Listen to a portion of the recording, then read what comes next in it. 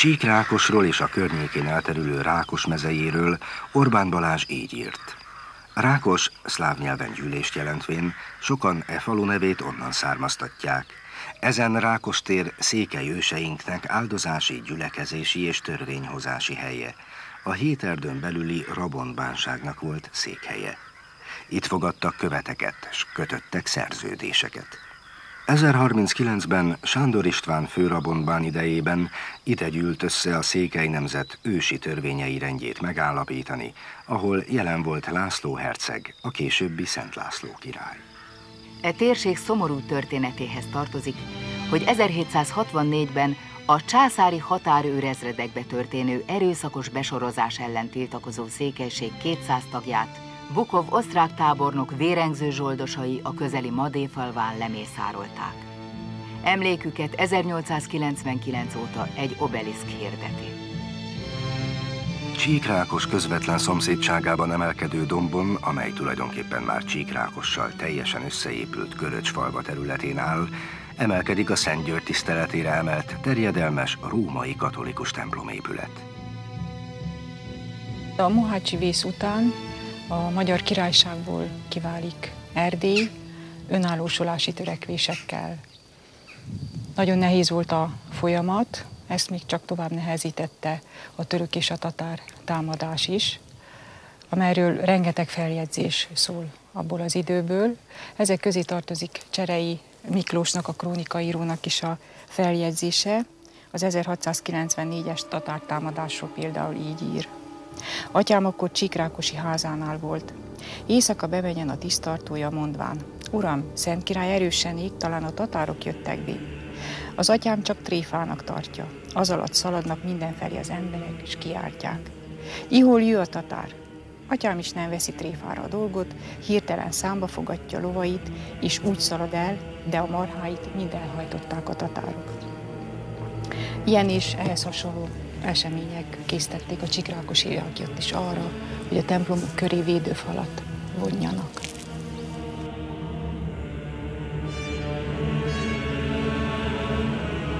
A szabálytalan alaprajz szerint a környékről összehordott terméskőből felrakott 2-3 méter magas védőfalat támpillérekkel erősítették, és 2 zömök kisméretű toronnyal egészítették ki. A fal keleti szakaszán 2 fordított kulcslyuk alakú lőrés nyílik, amely ezen a vidéken egyedülálló, csak itt található. A várfal keleti oldalánál található kisméretű, sokszögzáródású szentélyű kápolna eredete tisztázatlan. Meg lehet, hogy az a románkori templom szentélyének a maradványa, de lehetett egy későbbi temetőkápolna is. Annyi azonban anyagából és formájából biztos, hogy nem védelmi célra épült. Annál inkább védelmi célokat szolgált a templom nagyméretű tornya. Sajnos a torony be van állványozva, mert a rossz állapotban lévő festményeket restaurálják. Szerencsére a terepszemlén készítettünk felvételeket, úgyhogy azért meg tudjuk mutatni az építményt. A válogatott kövekből épült falainak tömörsége, 5 emeletének magasságában emeletenként nyíló keskeny lőrései nem csak a felderítésre, kémlelésre, de védőfegyverek, elsősorban íjak használatára is alkalmasak voltak. Ez a torony nem csak nagyságával kiemelkedő építmény a csíki és gyergyói templomok közül, de 4 oldalának festett, alakos, ornamentális díszítéseivel is egyedülálló. A festmények az 1972-es helyreállítás során bukkantak elő. A délnyugati és északi falon megjelenő, kezdetleges modorban megrajzolt különböző emberi alakok, állatok, csillagok jelentése még tisztázatlan.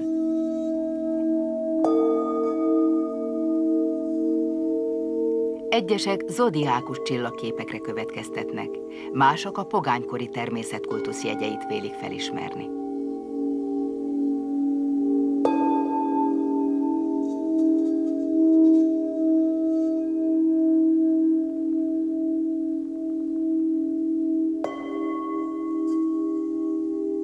A terméskőből rakott toronyfalát átszövő, vörös vonalakkal kihúzott kváder falazatot utánzó festéssel gyakran találkozunk azoknál az épületeknél, ahol az építtetők így módon is ki akarták fejezni jó módjukat. Hasonló kváderkő imitációt használtak a százkézdi evangélikus templomnál is. A templomot 1758-ban barokk stílusban átépítették, a középkori építményt megmagasították, ráépítve a csúcsíves, nyújtott ablakokkal ellátott harangházat fiatornyos bádogsisakkal.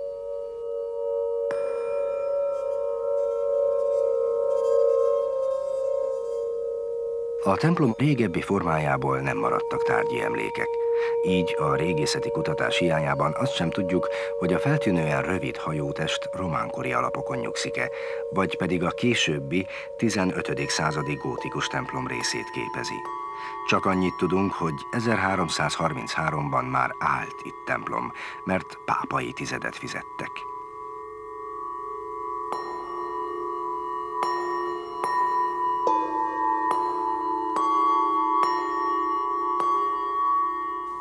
A templom épületének jellegzetessége, hogy a hajó jóval rövidebb méretében, mint a szentély, de ugyanakkor a hajó tengelye egy kissé eltér a szentély tengelyétől.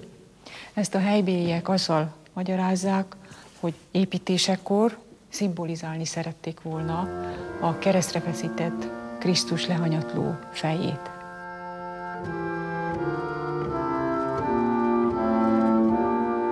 A szentély mennyezete boltozott, a hajónak a mennyezete viszont lapos lefedésű.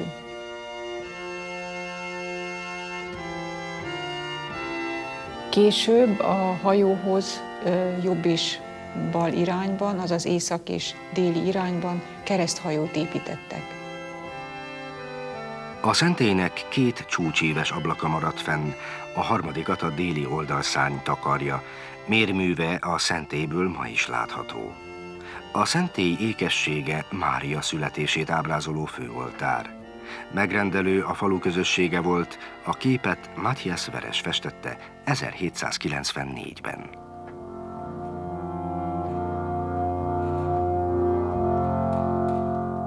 A bordaíveket tartó gyámköveken címerpajzsok sora áll.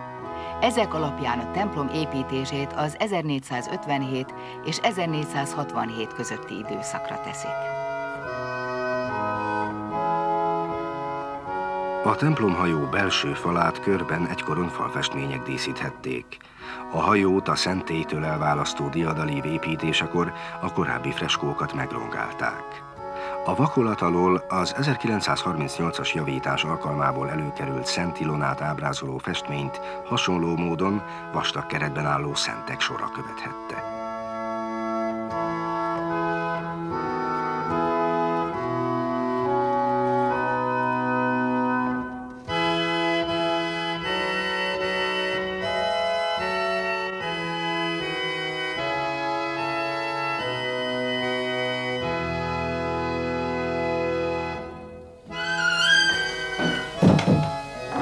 Mint ismeretes, a templom magas tornya és a köréje vont védőfal sem nyújtott mindig védelmet a falubélieknek. A székelyek erősségéről Verancsics Antal, humanista történetírónk, a következőket írta, akár szavait is idézhetem. Erősségük nem a jól megépített védőrendszereikben és a fegyvereikben volt, hanem számukban és vitézségükben.